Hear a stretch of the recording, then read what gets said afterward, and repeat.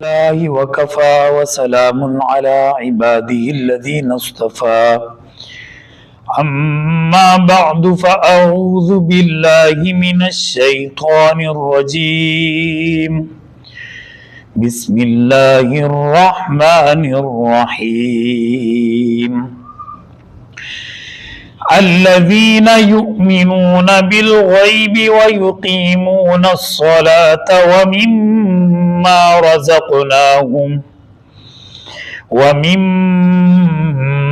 رزقناهم ينفقون صدق الله العظيم. محترم ناظرین و سامعین گرامی، گزشتہ ویڈیو میں سورہ فاتحہ کی دوسری آیت کی تفسیر مکمل ہو چکی تھی اور آج سورہ بقرہ کی تیسری آیت کی تشریح اور تفسیر آپ حضرات کی خدمت میں پیش کرنے جا رہے ہیں. سب سے پہلے ہم اس آیت کا ترجمہ آپ کے سامنے پیش کرتے ہیں، اس کے بعد تفسیر اور ضروری کلمات کی تشریح آپ حضرات کے سامنے پیش کریں گے. الذین یؤمنون بالغیب، یہ وہ لوگ ہیں جو غیب پر ایمان لاتے ہیں. وَيُقِيمُونَ الصَّلَاةَ، اور نماز قائم کرتے ہیں. وَمِمَّا رَزَقْنَاهُمْ يُنْفِقُونَ، اور جو کچھ ہم نے ان کو عطا کیا ہے اس میں سے خرچ کرتے ہیں. گزشتہ آیت کے اندر اللہ رب العزت نے قرآن کریم کے بارے میں یہ فرمایا تھا کہ یہ وہ کتاب ہے کہ جس کے اندر کسی قسم کے شک اور شبے کی کوئی گنجائش نہیں، اور یہ کتاب متقیوں کے لیے ہدایت ہے. اس آیت کریمہ میں اللہ رب العزت نے متقین کی صفات بیان فرمائی کہ متقین پرہیزگار اللہ سے ڈرنے والے کون لوگ ہیں. یہاں پر اللہ رب العزت نے متقیوں کی 3 صفات بیان فرمائی ہیں. ایک صفت ایمان بالغیب ہے، اور دوسری صفت اقامت صلاۃ ہے، اور تیسری صفت اللہ کے راستے میں مال خرچ کرنا. ان تینوں باتوں کی ہم مختصر سی تشریح آپ حضرات کی خدمت میں پیش کرنے کی کوشش کریں گے. کل کی ویڈیو کو اگر آپ ذہن میں لائیں تو ہم نے آپ کی خدمت میں ایک بات عرض کی تھی کہ متقین ان لوگوں کو کہا جاتا ہے جو ہر وقت اللہ رب العزت کی طرف متوجہ رہنے والے ہوں، جو کسی آن کسی گھڑی اللہ رب العزت سے ایک لمحے کے لیے بھی غافل نہ رہیں، ہر وقت اللہ کی رحمت کے طالب رہیں. ان کو متقی کہا جاتا ہے. تو یہاں پر اللہ رب العزت نے متقیوں کی صفات بیان فرمائی ہیں کہ متقیوں کے اندر یہ صفات ہوتی ہیں. جس طرح دنیا کے اندر ہم کسی چیز کی پہچان کے لیے کچھ علامتیں مقرر کر لیتے ہیں کہ فلاں چیز کی یہ پہچان ہے، فلاں چیز کی یہ پہچان ہے، فلاں پروڈکٹ اگر فلاں کمپنی کی ہوگی اس پر اس قسم کا مونوگرام ہوگا، فلاں چیز اگر فلاں کمپنی کی ہوگی اس پر اس قسم کا مونوگرام ہوگا. تو ہم مختلف چیزوں کی پہچان کے لیے کچھ علامتیں مقرر کر لیتے ہیں. بالکل اسی طریقے سے اللہ رب العزت نے متقیوں کی پہچان کے لیے یہاں پر 3 علامتیں یا 3 صفات بیان فرمائی ہیں. یہ کہنا ہرگز درست نہیں ہوگا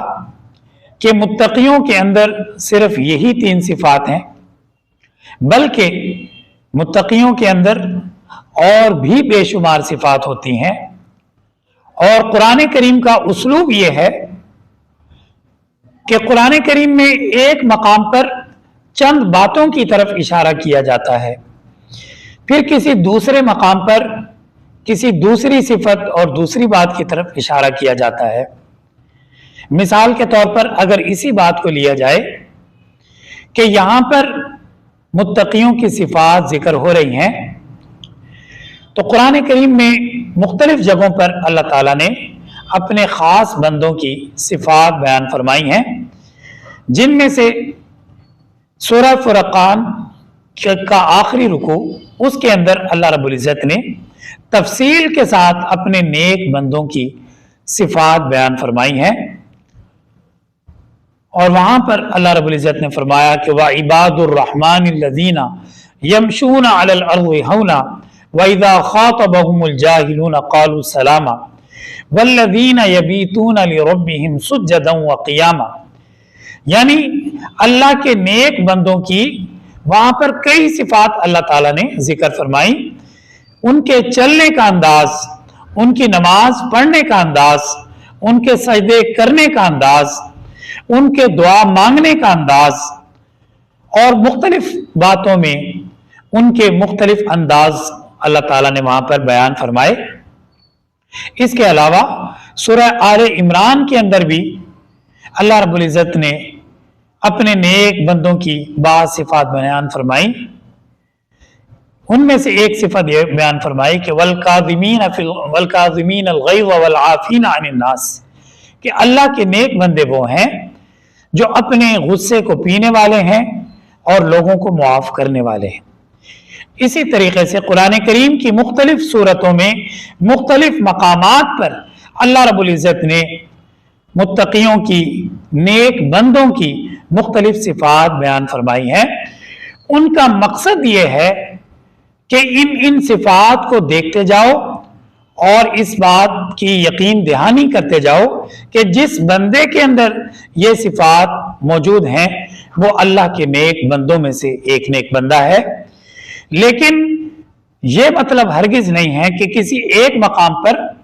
اگر اللہ تعالیٰ نے نیک بندوں کی کچھ صفات بیان فرمائی ہیں تو وہ چند صفات ہی کل صفات ہیں،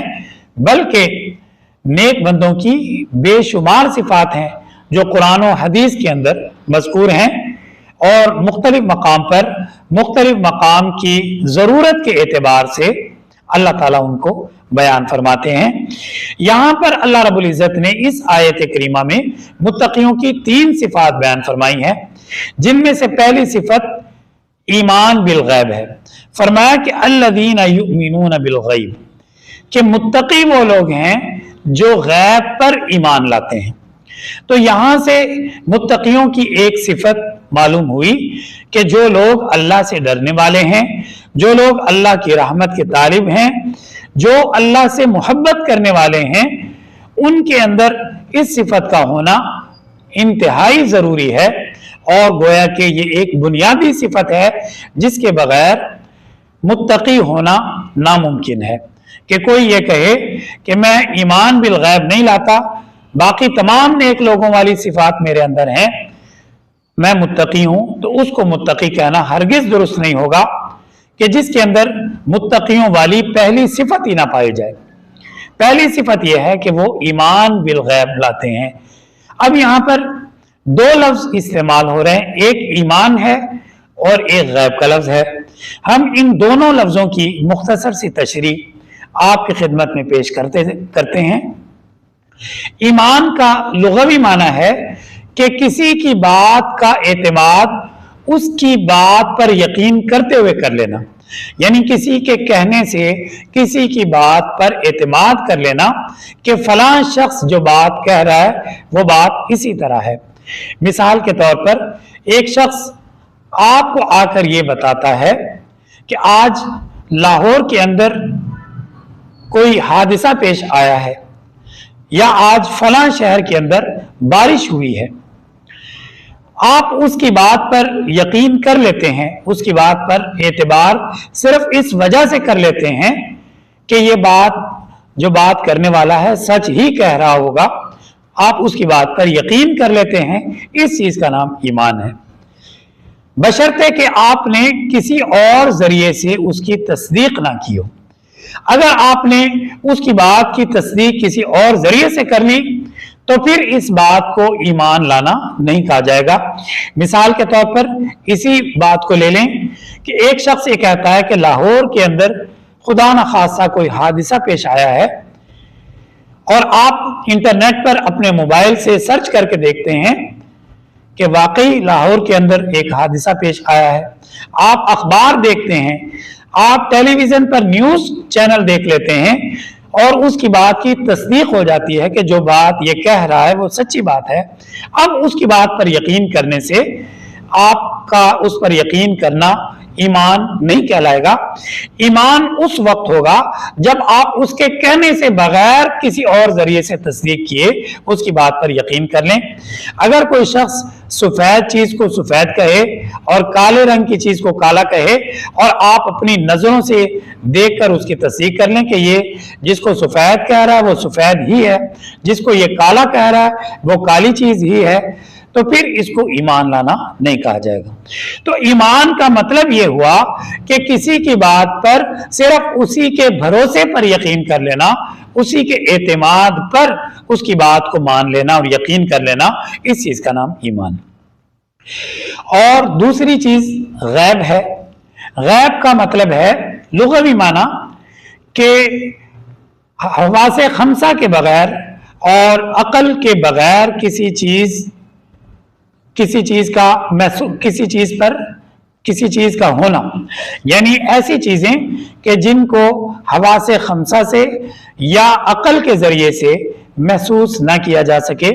और उनके बारे में इल्म हासिल ना किया जा सके, ये लुग़वी तौर पर गैब का माना है। और गैब का इस्तिलाही माना यह है कि अल्लाह के नबी की खबर देने से ऐसी बातों का यकीन कर लेना कि जो हवासे खमसा से मालूम ना की जा सकें और ना ही अकल से उनको मालूम करना मुमकिन हो। तो अब इसके अंदर अल्लाह रब्बुल इज़्ज़त की ज़ात पर यकीन करना, फरिश्तों पर यकीन करना, फरिश्तों पर ईमान लाना, अल्लाह के रसूलों पर ईमान लाना, किताबों पर ईमान लाना और दीगर वो तमाम अशिया शामिल हैं जैसे जन्नत, दोज़ख और कब्र के अंदर किसी इंसान पर क्या अहवाल पेश आते हैं जो हम ना आंखों से मालूम कर सकते हैं और ना ही हमारी हवा से खमसा इस बारे में हमें कुछ मालूमात फराहम करती हैं, और ना ही अकल से इन चीज़ों के बारे में इदराक करना, इल्म हासिल करना कुछ मुमकिन है, बल्कि सिर्फ अल्लाह के नबी की खबर देने की वजह से हम इस बात पर यकीन करते हैं कि अल्लाह के नबी ने हमें बताया है कि अल्लाह मौजूद है, तो हम इस बात पर यकीन करते हैं। अल्लाह के फरिश्ते मौजूद हैं, हम इस बात पर यकीन कर लेते हैं। जन्नत और दोज़ख मौजूद है, अल्लाह के नबी के बतलाने से हम इस बात पर यकीन कर लेते हैं। इस चीज का नाम ईमान बिल गैब है। तो अल्लाह के नेक बंदों यानी मुत्तकियों की सिफात के जिक्र में अल्लाह रब्बुल इज़्ज़त ने फरमाया अल्लज़ीना युमिनूना बिल गैब, के जो बिन देखे गैब पर ईमान लाते हैं, यानी उन्होंने अल्लाह रब्बुल इज़्ज़त को अपनी आंखों से नहीं देखा लेकिन अल्लाह के नबी के बताने से उस पर यकीन कर रहे हैं कि अल्लाह ताला मौजूद है। उन्होंने जन्नत को अपनी आंखों से नहीं देखा लेकिन अल्लाह के नबी के खबर देने से उस पर यकीन कर रहे हैं, ये ईमान बिल गैब है। उन्होंने दोज़ख को नहीं देखा लेकिन अल्लाह के नबी की खबर देने से वो इस बात पर यकीन कर रहे हैं कि वाकई दोज़ख मौजूद है, तो ये ईमान बिल गैब है। इसी तरह बहुत सी ऐसी खबरें जिनको हुजूर सरवर कौनैन सल्लल्लाहु ताला अलैहि वसल्लम ने हमारे सामने बयान फरमाया, चाहे वो कुरान करीम के जरिए से बयान किया गया हो जिसको वही मतलूब कहा जाता है, या हुजूर सरवर कौनैन सल्लल्लाहु अलैहि वसल्लम की अहादीस के अंदर उनका जिक्र हो, जैसे हजरत ईसा अलैहिस्सलाम का आखिरी जमाना में तशरीफ लाना, इमाम महदी अलैहिस्सलाम का आखिरी जमाने में तशरीफ लाना,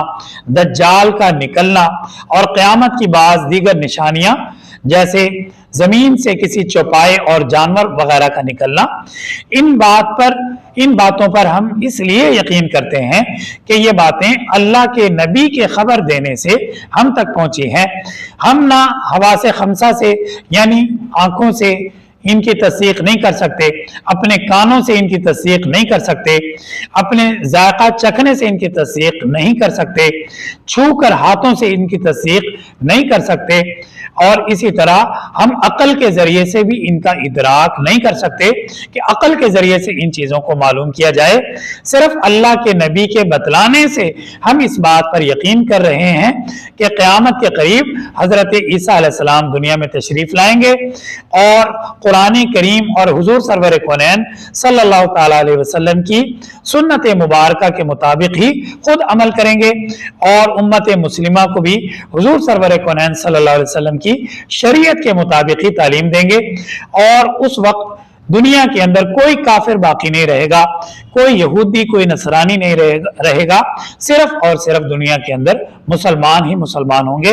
और बकिया तमाम यहूदी या ईसाई या तो मुसलमान हो जाएंगे या उनको कत्ल कर दिया जाएगा। इसी तरह याजूज माजूज का निकलना और क़यामत के करीब इनका जाहिर होना, इन तमाम बातों पर हम कुरान करीम की आयात की वजह से या हुजूर सल्लल्लाहु अलैहि वसल्लम की अहादीस मुबारका की वजह से ईमान लाते हैं।